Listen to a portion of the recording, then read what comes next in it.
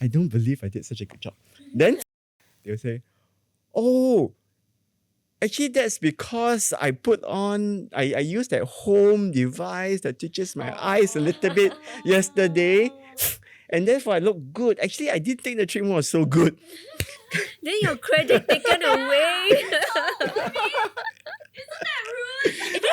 That's not scientific. I always get my credit stolen by these machines.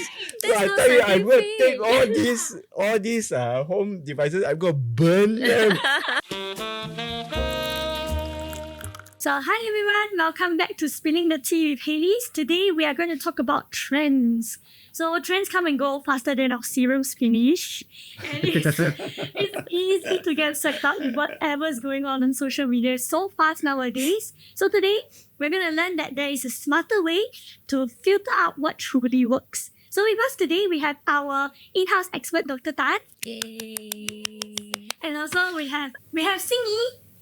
And I'm someone who is always trying new beauty trends. Okay, so today let's rewind a bit. So for the warm-up activity, we're going to list down the top trends. This will be 2025 to 2026, but we're going to round up and rewind the top trends that are making the headlines, that have made their way into everybody's skincare conversation. That's a very long warm-up. What warm-up is this? Okay, so let's list down the top 8. Okay, so maybe we can list down and then we can get some of your takes as well. Sure. In your perspective and your views. So number 1 we have is salmon DNA. Oh, that one is all over, especially if you go to Seoul, you go shopping. It's all over in the big beauty stores. And also, if you go, they recommend you going to the Korean pharmacies, but not the beauty stores. The pharmacies, they sell a lot of PDRN products. And of course, I bought a lot. Oh, yes. You use them? I use them regularly, but I read articles that says that our skin actually do not absorb PDRN molecules. So I'm not too sure about that, but I'm more of I apply, it's like got bai bai, got po pi kind, you know. So I'll just apply, but maybe Dr. Dan, you want to explain a little bit for us? Dr. Tan, what is salmon DNA? Yeah, man. That pretty, but it goes by the name PDRN. What is PDRN? PDRN is actually polydeoxyribonucleotide. Okay, yeah, sounds very simple, but really within our cells we have a lot of nuclear material, and these are the roadmaps to forming the entire human. Okay, so you do need these, and the DNA helps with first when you're in your mother's womb, forming your organs, your body, and then also for repair. It's very important for protein synthesis. And I think researchers have shown that if you were to have highly purified salmon DNA, which I mean highly purified, okay, then you can actually stimulate the human growth factor receptor, and therefore having a cascade of effects leading to anti-aging. Okay, so I think anti-aging is what we all want. Yeah, maybe at least what we all want in this Want it smaller badly. room. Yeah, maybe not for the younger ones, but certainly for most of us.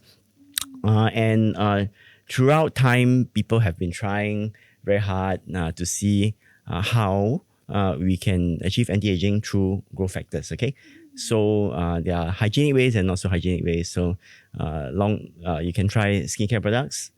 And even some people go to supplements, and even eating animal or even human placenta. Oh. Okay, so I think there's is that legal? I don't hear that. I heard. Actually legal. Otherwise, I really don't suggest it for hygiene reasons. Yeah, and also the concept of it, is really not so pretty. But this salmon DNA is really not growth factor itself, but growth factor is like a lot of other hormones whereby they don't do things by themselves. They require, they're just a signaling mechanism for the body to do certain things. So for example, thyroid hormones, helps you regulate your body. Insulin helps you regulate your sugars, but they don't actually do the job themselves. And growth hormones actually help regenerate and have growth, but they don't do it themselves. So you don't really need growth hormone to have growth hormone effects. Okay, so you only need something to stimulate the growth hormone receptors in order for the body to think that there is growth hormone and do an identical job as if growth hormone was there. Okay, so PDRN or PN goes under that banner. Okay, and you said PDRN, which is polydeoxyribonucleotide. Okay, yeah, even I have problems thinking around it.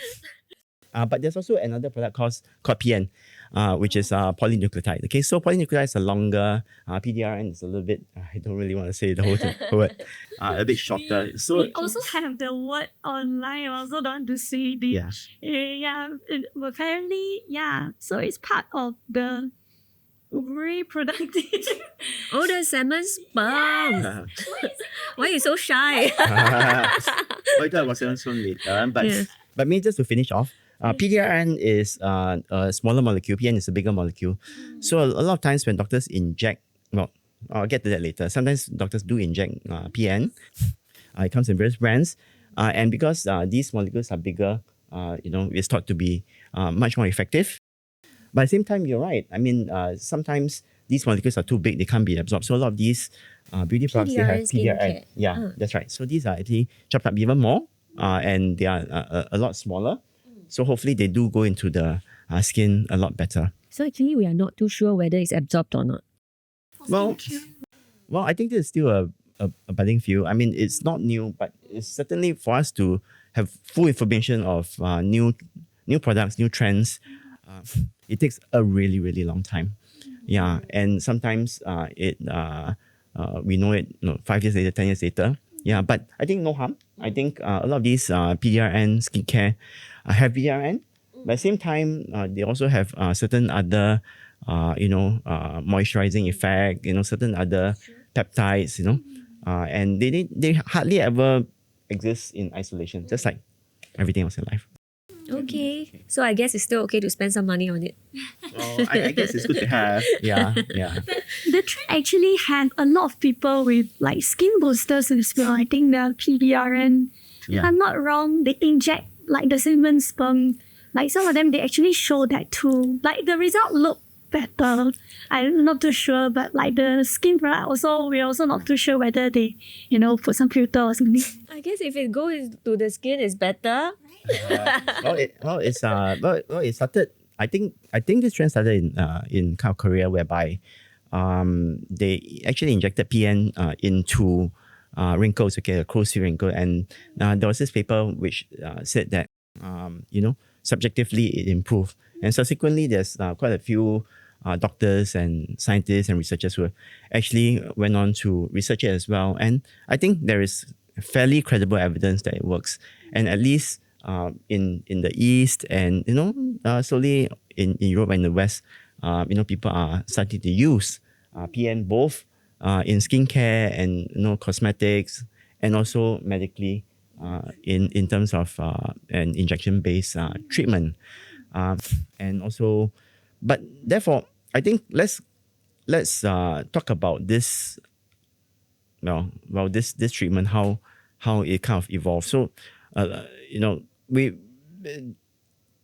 it started as salmon DNA, okay? Right? So salmon DNA, as you had said, comes from salmon sperm, okay? Okay, so it's just an easy way of extracting the DNA.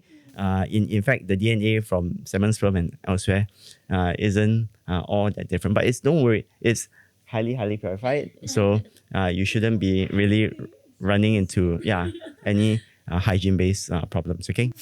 Yeah. But having said that, I think I guess salmon DNA should be pretty precious, right? Because I heard, or rather I read that salmon are, one of the most hardworking fish in the world. Mm. Not just upstream, they go across the ocean. Sorry, from I think somewhere near America all the way to the east and other places, or vice versa. And then they will go up this stream, dodge bears who are trying to catch them, only to reproduce. So if they're carrying their sperm all the way across the world, up the ocean, Very good genes. near away from predators, I'm pretty sure they're carrying very precious stuff. It's quite a beautiful way to think that salmon fights very hard. Maybe that's the way to reverse the infidelity. Alright, so also like talking about that, like the treatments and things like that, there's also the next trend which is like exosomes. So we do see that like more in skincare, but initially it was trending because of RF microneedling. Like people will usually do that and then they put the serum on top. But then recently there's a trending skincare with the microneedles. Yeah, it's called spicules. I've got quite a few bottles. I think I've got 3 bottles of different brands. And then when you apply, right, it is marketed as microneedling skincare, microneedling at home. So you apply, apparently it will go into your skin with all the nutrients and all, and then you feel very prickly. Even after a few hours, you go to sleep, your face lies against the pillow and it's still a little bit prickly, and I wouldn't say painful, just prickly. Not sure if it works, but my logic is I just try. Then if it works, it works. You say prickly, like it has like tiny Needles, yeah. like glass shard where they Yeah. doesn't it hurt like It does. It doesn't. You won't bleed. You just feel like this little sand on your skin.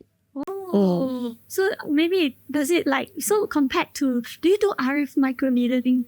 I tried before, but without the exosomes. But I plan to try soon. So I guess with the microneedling, the exosomes can go in better. Would that be the case? I mean, like in a bottle. What do you It does in a bottle. Do you think it works? Yeah, is that same Dr. Tan? Yeah. Like does it with the needle and then it goes? Can you actually bottle microneedling? I don't think it's really gonna be penetrating deep enough, in order to move the needle. But I guess it borrows the concept of exfoliation. I think exfoliation is very important. It's very important because while you can go to see a doctor to do a very strong laser peel, maybe once a month at most, right? Or once in a few months. I think exfoliation on a daily basis is actually very, very important. And there's no harm actually doing it. A lot of people feel that exfoliation is no good because it thins the skin. But the truth is, the skin's a very powerful, it's very powerful at reproducing. There's this like conveyor belt of cells that go up from below to the top. And by the time it reaches the top, they are pretty much dead. Yeah. So you're actually exfoliating dead cells. And that stimulates, the body to regenerate a little bit more. I think that's probably one of the misconceptions that people get, which we might discuss later, that I think is very important. So exfoliation is good. And I guess, if over time, when you exfoliate quite a bit, it can absorb the exosomes better. And for that matter, any other skincare that you put along the way. So I think that's good. But Dr. Tan, one question. Yeah. Will over exfoliation or exfoliating every day damage the skin? I don't think so. I think it's actually good to do so. But I think a common sense approach is always Don't overdo it lah. yeah, everything overdone can be bad for you, right? Yeah, if you were to eat too much, exercise too much too. I think it's also yeah. So exfoliate and use your body's response as a form of gauge. If your skin turns red, you feel uncomfortable even long after the product has been removed, then I think you should be thinking twice because the body is telling you something and you should really listen to your body. Okay. Actually related to that, like exfoliating and things like that, there was a trend about like even till now, like this year, skin barrier. Like this trend is like buzzing a lot, like the word barrier. Everybody are prioritizing like ingredients like ceramide, peptide, niacinamide. They are like saying the opposite of like exfoliating. Some of them are like, oh, you cannot exfoliate too much, it will break your skin. That's where I got my info from. It's on my algorithm so much. Yeah. So actually, is that true? Like, I think you should have a barrier. I mean, but it doesn't mean you shouldn't exfoliate. Okay, so I think exfoliation, you're taking away dead skin, the stuff that you don't want.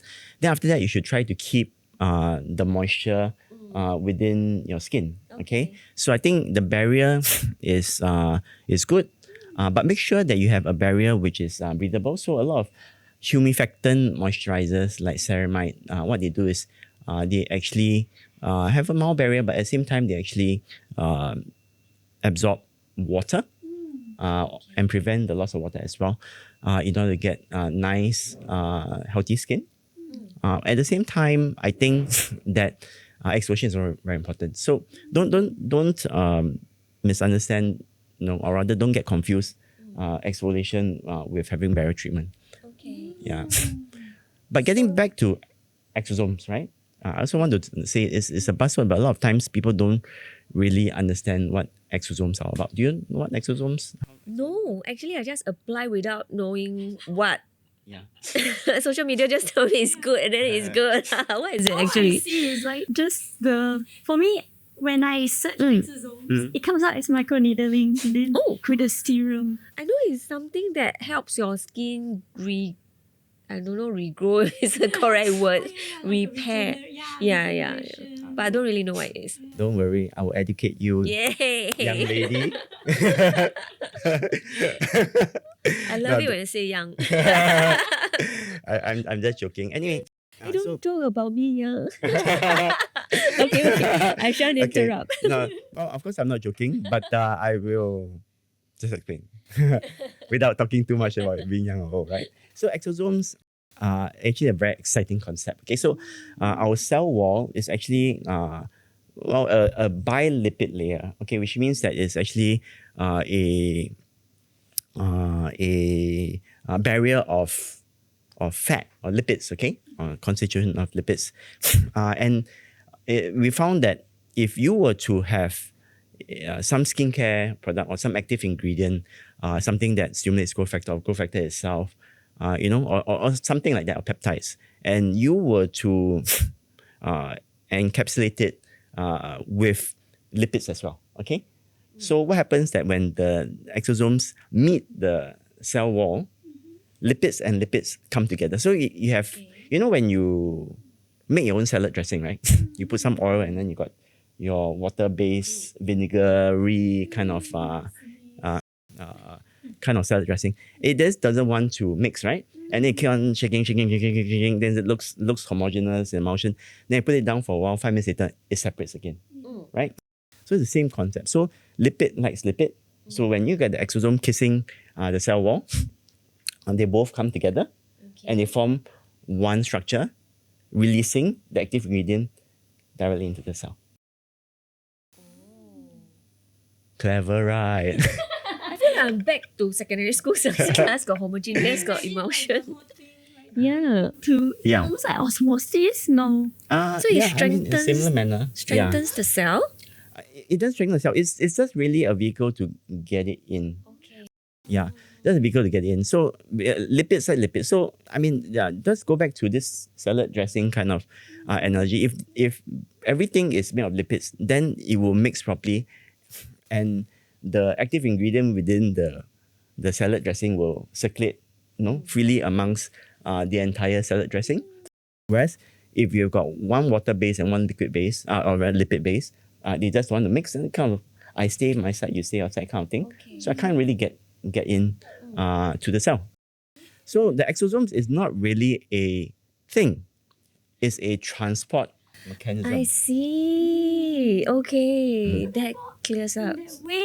Would you say that microneedling method or treatment will be better to integrate exosomes in your skin? I think logically speaking, injection-based treatments are obviously going to be more direct than skincare. But I think skincare is important as well, because I think that you can get poked by the doctor at most once a month if you're brave. but you can apply skincare every day. Okay? Yeah, you can apply skincare every day. At home. Yeah. Consistency is more important than periodic hope. Then maybe, so with that, moving on to the next trend, I think what we have was skincare barrier. So I think what we mentioned just now, like exfoliating, this trend itself, this buzzword has so many different views. So first view was the exfoliation. It's like, please don't exfoliate too much, it will break your skin barrier. But like what Dr. Tan said, it's a balance of the things. But there's also another part where skin barrier ingredients have been highlighted in this trend. So like what I mentioned, they are like focused more on like, oh, this ingredient, if you look at this product, this ingredient inside, things like niacinamide, or it's so good for your skin barrier. Then this trend came about for like people reading about their skincare and stuff like that, to have barrier first ingredients. So Singy, have you ever, from this trend, have you ever seen this trend of I heard about niacinamide, ceramides, like what Doctor mentioned just now, but I have to be very honest myself. I'm not the kind who will go and investigate or look into the ingredients on the bottle because I'm not too sure what they are, all the scientific names. So it's very hard for me to really know which work well or the percentage they have in the skincare, right? So I kind of just look at reviews of what others say online. This is good, this is bad, don't use this because it causes a breakout or things like that. So when it comes to ingredients, I'm not so sure. Yeah. But actually for Dr. Tan, maybe some of the key ingredients that we have received from these trends so far is like ceramides, peptides, niacinamide, Azelaic acid. Yeah. Which one should we look out for? I think that you're actually listing out all the ingredients in skincare rather than isolating what are actually barriers. Yeah. Yeah. So I don't think all them are barriers. Yeah. Like some of them are more exfoliants. Some of them do mystical things, which I also don't know. And then there's also things like peptides, which help with a little bit of anti-aging. And ceramide, which we said is actually a true barrier. And I really don't blame you, Xin It's for very not hard, yeah. right? I mean, why do you really want to? Well, I mean, even a person who is in the know like you are not really strictly so in the know, right?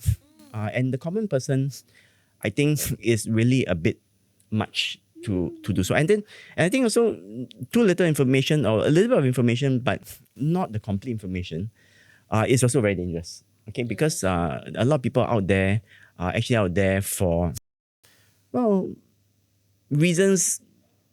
Well, how do I put it? They want to Yeah. sell me something Exactly. So they are not really there to make you better. better, but they're there to make themselves better. Okay. So I think that's the truth of the matter. I don't really want to say it, but yes, I've said it. Okay. Yeah. But so let's just be a little bit careful. Yeah. And also, I guess that it's good that people know, but there are a lot of people who come in with very, very firm, almost religious kind of beliefs that a certain thing is true. Well, if you have watched my previous podcast, you know that I'm actually pretty open to a lot of different ideas. But there are certain things which are kind of like bordering on being dangerous, right? Especially if you treat it like a religion and I must do it every day kind of thing. And therefore I think it's also good to be a little bit have an open mind even for the common person, and not be so fixated on like just one thing. Yeah. And therefore, where you choose your sources, doing, certain research, don't go to like what niacinamide does, what ceramide does. I think that's a little bit too deep. But really look at your sources, how credible they are, and then decide on what you want to do. And if you're really not sure and it's that important to you, then yes, I think you can see a professional. This is a very good take. Actually, later we might talk about that more because some of these trends, yes, the videos start off by saying like about talk about the skin barrier, then they list out the ingredients, and then it's like what you mentioned, it does a lot more than just specific, and you really need to know and research and things like that. So definitely, I think that's one of the things we'll talk about later. But also, leading into that, there's also skincare supplements, like the ingredients of that. So like some of the trends that people have been going into were like taking collagen. I do. I know you. The word collagen keep popping up everywhere.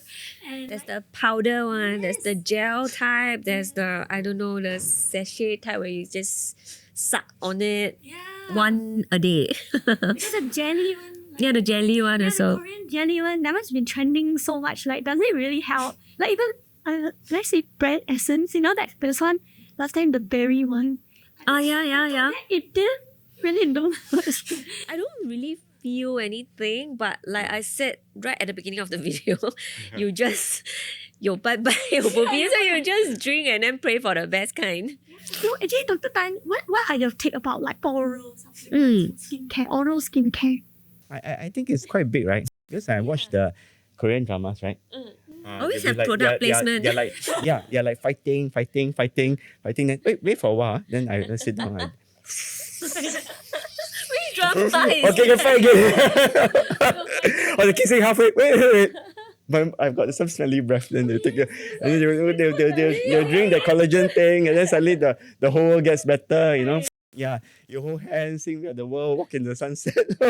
Placement to show that it works. Yeah, a lot. Yeah. Does it work actually? I've heard like in this trend, there are two sides. There are like one side like abdomen, like they say no, it doesn't work because the body is. But then there's another side that yes, it does work. So Dr. Tan, what's your take? I mean, who am I to say when there's such a big, humongous, kind Fan of base. fan base there, right? I don't really want to get hate mail. Yeah, but a lot of scientists think that collagen doesn't get absorbed in the body because collagen is just one very big protein molecule, and is wound around in a helical kind of structure, and it's so big that it's bigger than what the skin can absorb. Yeah, so some people just chop into the smallest possible peptides that you can have, which are small little pieces of protein. Hopefully, it will get absorbed. So I think that if you were to think of the gut as well, if you're going to take in the collagen, it has to be broken down into what you call amino acids before it's actually small enough to get absorbed into the system. And scientifically speaking, once it goes into the system, there's no difference between the amino acids that you consume through collagen or any other protein source that you have. Be it, tofu if you're vegetarian and, meat if you're not. So it's just protein. It is, I but, so many people believe in it, It's hard. I'll just eat my tofu Life is and meat. tough. You must stick to tofu. But also, so the next trend also regarding this is about home-based devices. Like, LED. I actually really wanted to get the gua sha thing, the electric thing, because they were also saying like how you can, it was trending at first because like, you don't need to spend so much. Every day you use this. Then like a LED mask, the red light, purple light, blue light, things like that. It will really help your skin. That was a trend on that. I've got two. I've got the LED mask, the red light one, and I also have the handheld device, the one with many modes. One mode will let your skin absorb the skincare better, and then there's the microcurrent mode. It feels like electricity on your skin, says to tighten and to, I cannot remember a lot. And then there's another one that really twitches your muscle, like it pulls your muscle and it starts jerking everywhere. There are a few other modes that I cannot remember, but I feel that my skin looks a bit more radiant the next day. For the first few times. Then subsequently, I'm not too sure. The results became less obvious. So that's for the handheld device, right? But for the LED light, I have a big issue with it. Initially, I thought there's celebrities who really said that it's very good. So I tried. It's good. But this one I really need to ask doctor. I have pigmentation issues. So I have some like mild melasma here and then little bit here there, right? I feel that the LED red light mask worsened it. Maybe it's because I'm always out in the sun. Maybe it's the mask. So I'm really not sure. So, and the manual doesn't come with warnings like that. because you want to sell me, right? So I think it's a very good chance for me to ask Dr. Tan. It reminds me of some patients I see, okay? So when I do a treatment, right, I say, and they come back, wow, it's so nice. Wow, I did such a great job, man. You know, from like this to turn it like that. Wow. Good job. I Good pat job. myself in the I back. think he's back. I don't believe I did such a good job. Then they'll say, oh, actually that's because I used that home device that touches my eyes a little bit yesterday. And therefore I look good. Actually, I didn't think the treatment was so good. Then your credit taken away. That's not scientific. I always get my credit stolen by these machines. So I tell you, I'm going to take all these home devices, I'm going to burn them. Because I won't get this credit. But then your full test, all the aesthetic doctors are carrying torches against them now. Is it placebo? I wonder, like, what actually what Cindy mentioned was quite in line with some of the trend. Like they document the journey. Some of them like halfway then like lift back and things like that. But then there are some people who also like after one time use, then if they consequently use some more, they don't really see the results too. But am I still using? Yes, because I've got my own logic when it comes to skincare. Dr. Tan, what are your takes on home-based devices? Okay, apart from burning. burn. Okay, I don't use anymore. Burning those. Okay, sorry. I'm just seriously speaking. What I feel is that in life you cannot always put things under just one bucket. Yeah, all Chinese noodles are bad. You know, all steak is good. All tofu is healthy. You know, whatever. I mean, nothing is really in the bucket. Of course, sure, some work, some don't work. But in a general kind of concept, I put it to you. My joke just now, right? You know, why do doctors buy machines for or lasers for this amount of money, which is quite a lot, right? If the doctors can also use this home-based device and do the same job, right? I think it's not logical. So with great power comes great responsibility. When again, shout out to Spider-Man. That's right. Oh, is it? I thought it was mine. Well, with great power comes great responsibility. So if you want something very powerful, you need to have somebody responsible taking care of it. And are you an expert? No, I think not. Yeah. So therefore, it's likely to be less powerful in order for it not to cause problems, right? I think that's very logical. Otherwise, you will get, maybe 50% good results, 50% poor results. And then I think that you're going to have a lot of lawsuits out for these companies. And therefore, yes, I think to a lesser extent, if it's credible, and as I said, it's not just one bucket. Consistent usage is very useful. But please don't get me wrong. You cannot equate a home-based machine that you buy for a few US or Singapore dollars versus a machine operated by a doctor who has gone through medical school for so many years. It's just not the same. But I also say that consistency is very important, but choose your devices wisely. What I would say is you go on the website, the online retailer, you choose filter or rather sort by most expensive to least expensive, and you buy the most expensive home-based product that you can afford without feeling too bad about it, and you buy that one. At least you know it's expensive stuff. That you can afford, not the most expensive one that you can afford. But actually, even if you get the most expensive, I think from these trends, like we see, like coming into this, like there's like the pros and cons of seeing all these kind of trends. So like when you mentioned, like Xinyi actually tried to use like the LED. Oh yeah. The pigmentation. Does it affect? Yeah. I feel that it gotten worse, but maybe it's my own fault also. I don't know. Yeah, I mean, you're exposed to sun 12 hours a day, and you can blame the device that for 1 minute. Excuse me. You need to find something to blame, right?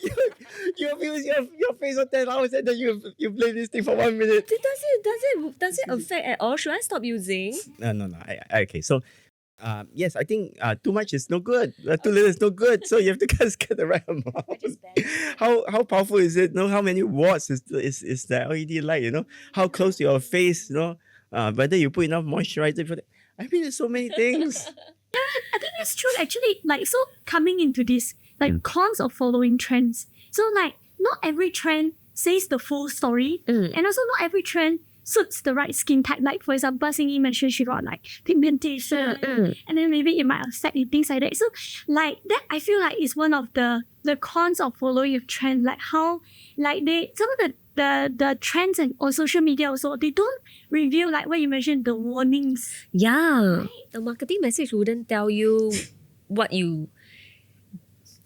are the cons. So they only tell you the benefits.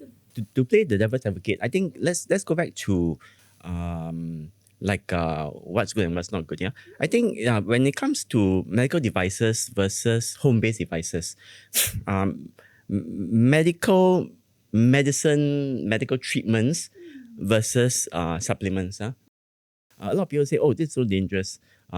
This is a medicine. This is a supplement. Therefore, it is safe. This machine is so dangerous, and my home-based device is so safe." Actually, the opposite is true.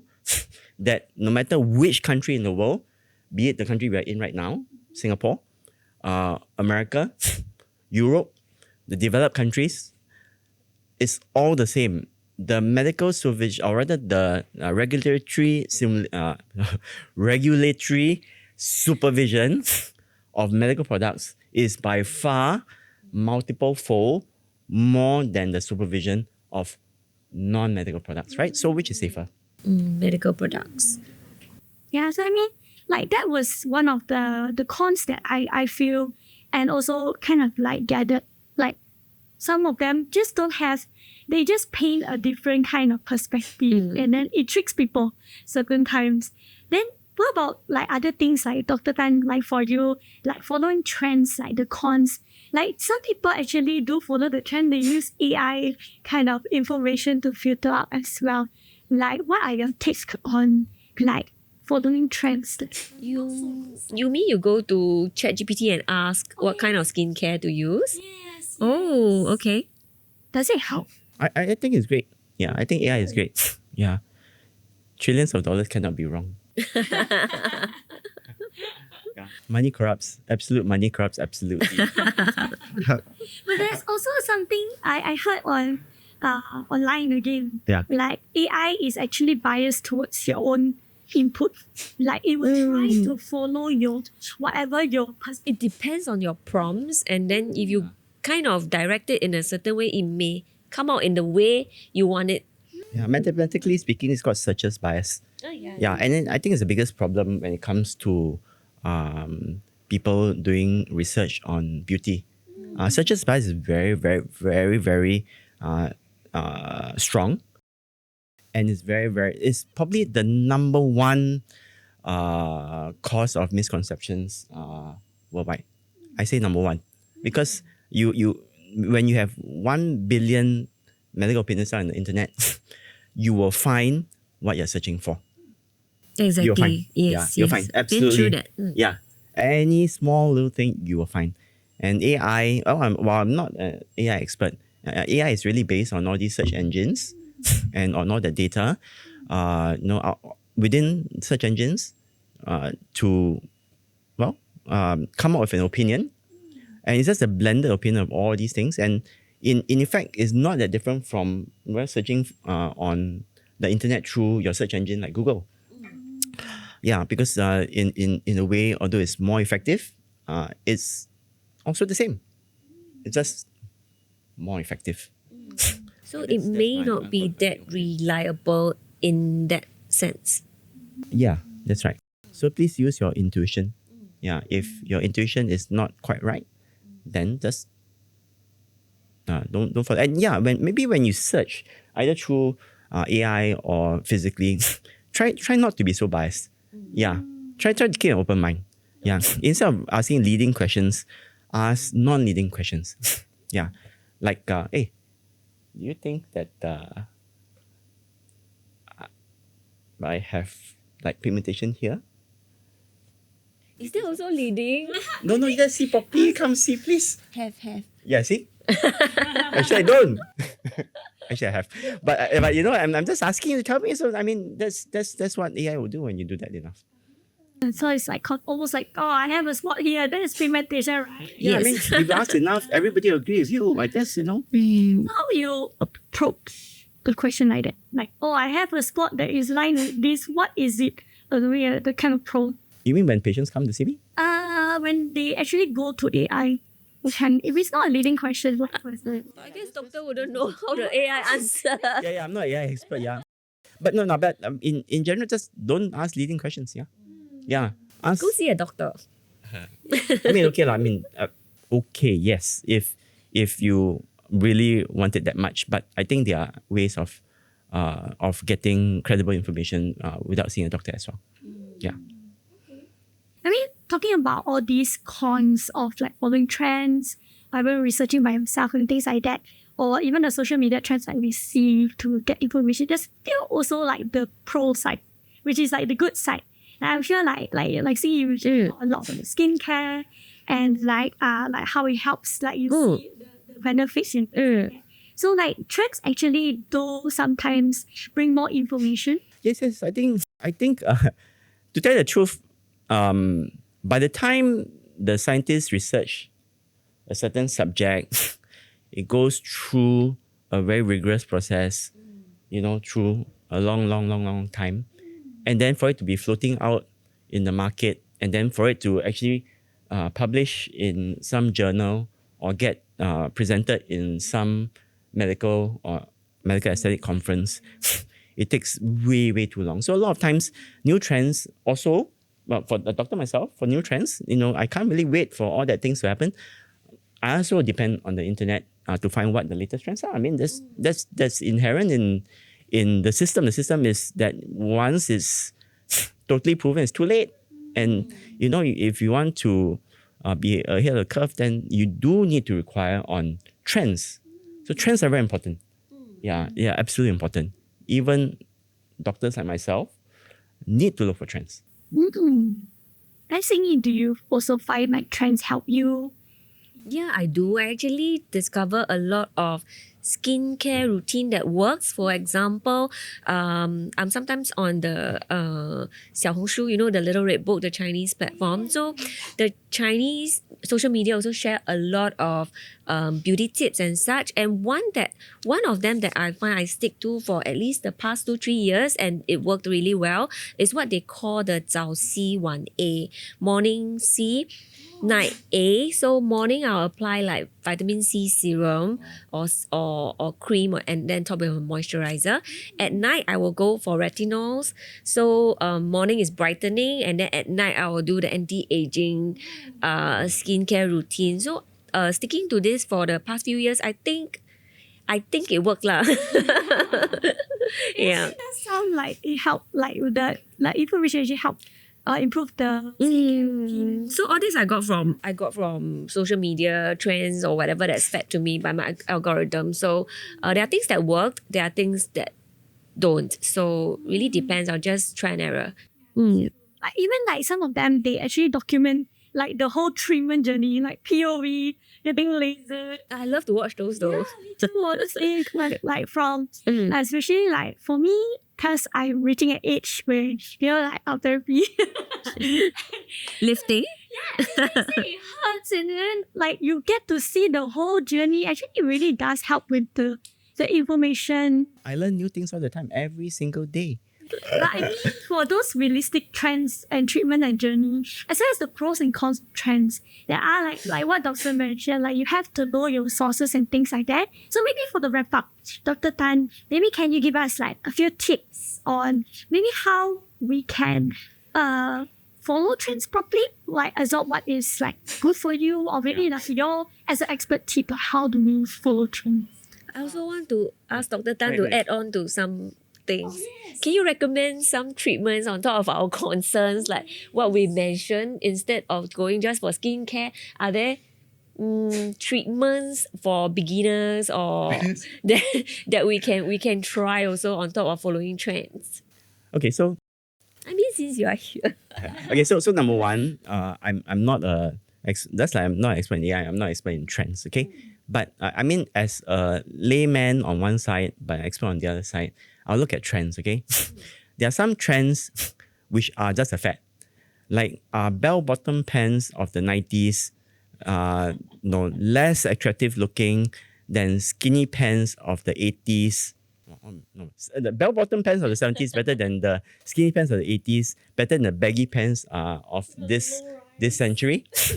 well, it's a matter of taste. Okay, so those are trends which you probably don't look too much into, but there are trends which are highlighting things which have never happened before, and what we call greenfield, what we call it's like scientific breakthroughs. And I think you should look closer into that. So that's number one. Not all trends are the same.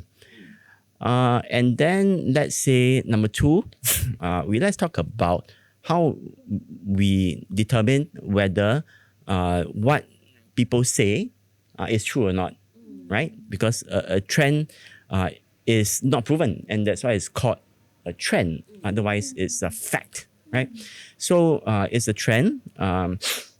If you want to find out whether the trend is credible or not, seriously speaking, there's no absolute way of doing it. But when you go on to the research, use your intuition, look at the credibility, whether that person saying one thing or another has got a vested interest to sell you a product.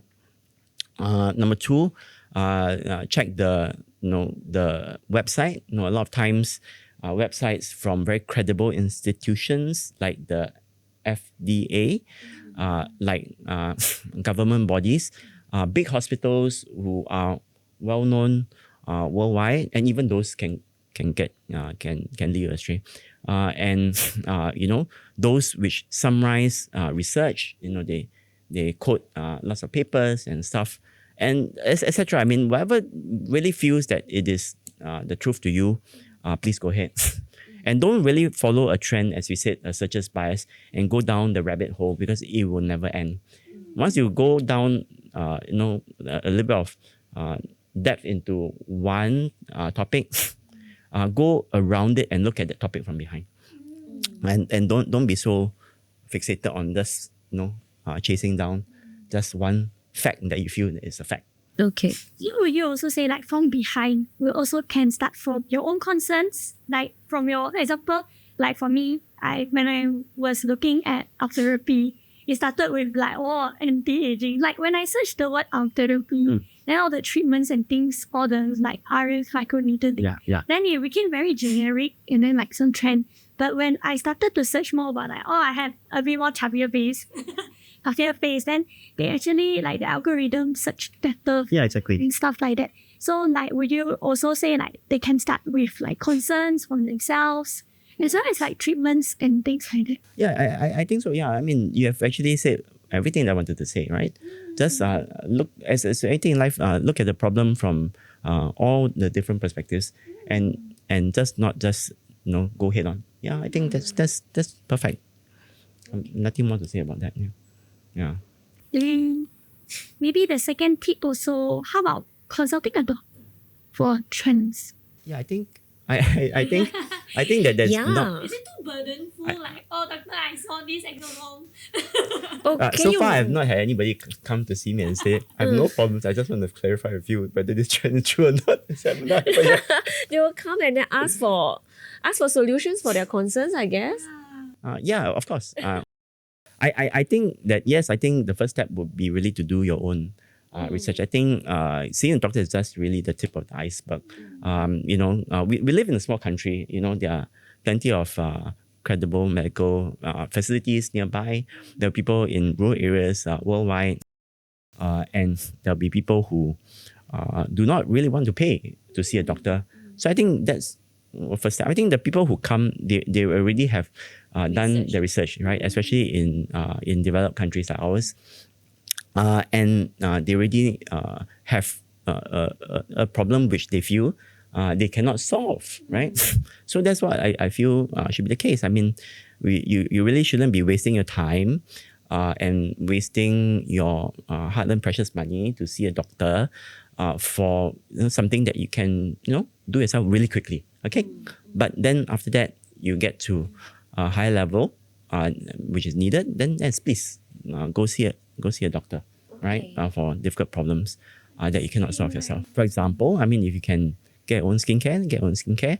But if you need certain treatment, that your home-based devices, your skincare cannot, then please don't hesitate to come, because I think doctors, equipment, knowledge, expert opinion, I think that's also very, very important. But they go hand in hand. Okay.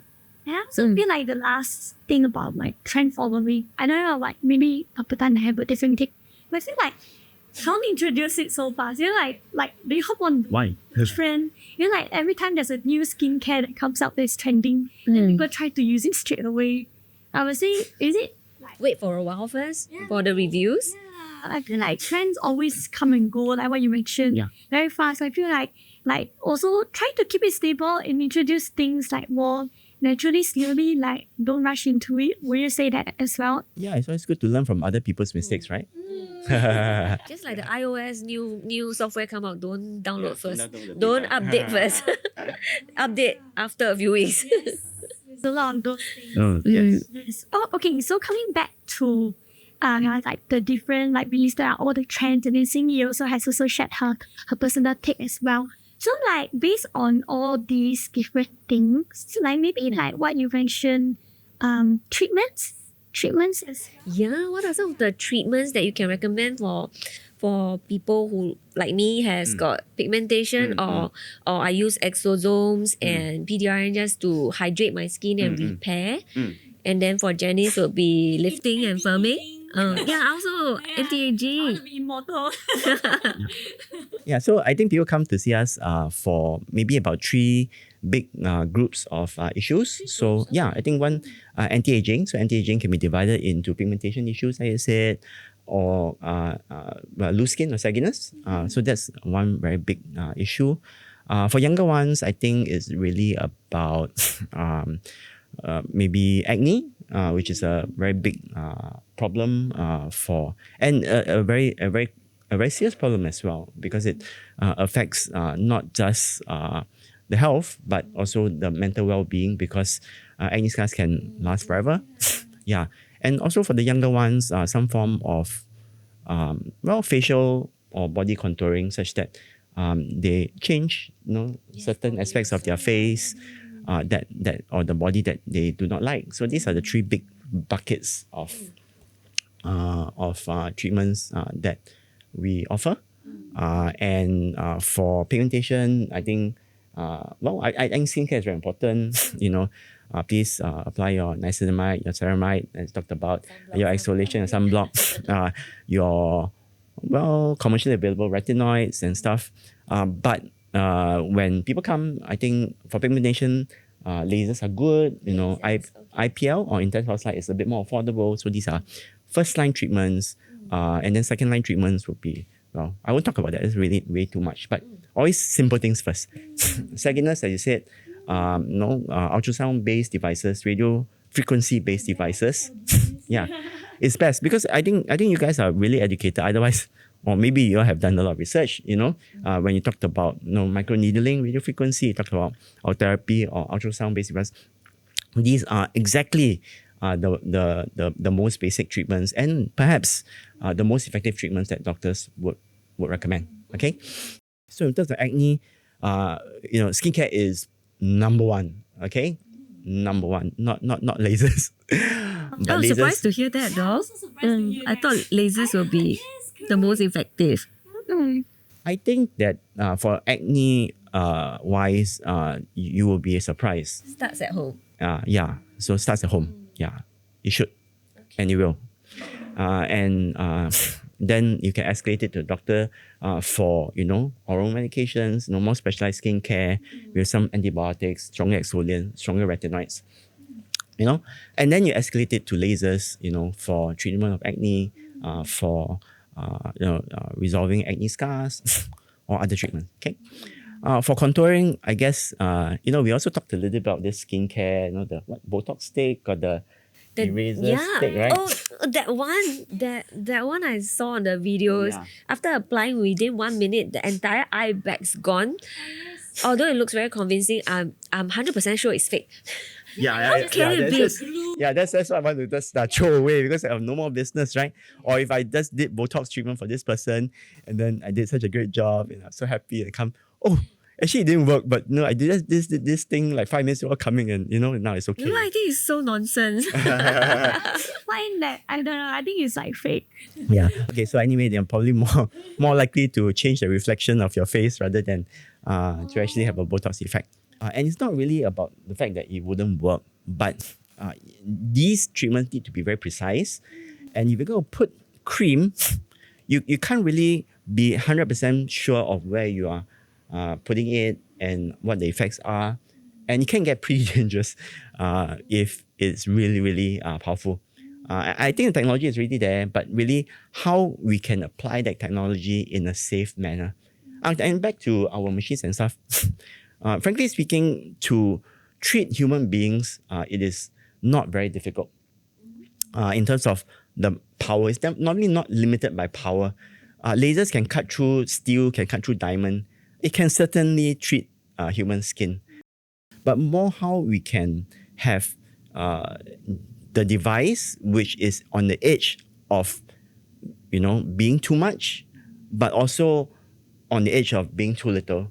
And that's where it is, the most difficult.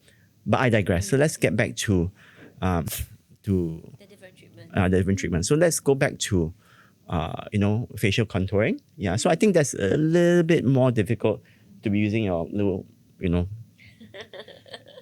toxin stick or wrinkle eraser stick. So I think that probably would require you to see the doctor, for dermal fillers, for Botox or some strong energy-based device or lasers, to get the job done.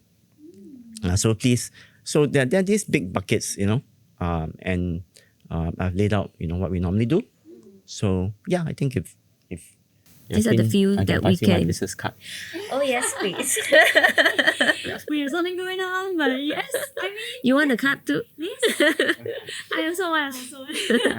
But I guess that is a very good way of like introducing the different kind of concerns. I think that's what most people sometimes really don't know how to find different concerns for different treatments. Very insightful. As well as all the tips and things like that, and seeing his perspective and everybody can learn the different perspective on how you can actually go about absorbing these kind of trends and the algorithm and all your own research. So if you like this episode, please subscribe. Thank you so much for all your perspectives as well as expert insight, Dr. Tan, as well as Ziggy.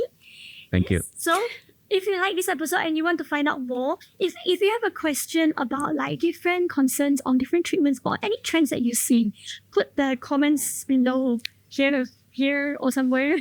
Ring the bell and subscribe. Okay, so thank you so much for joining us on Spilling the Tea with Halley. So see you next time. Bye-bye.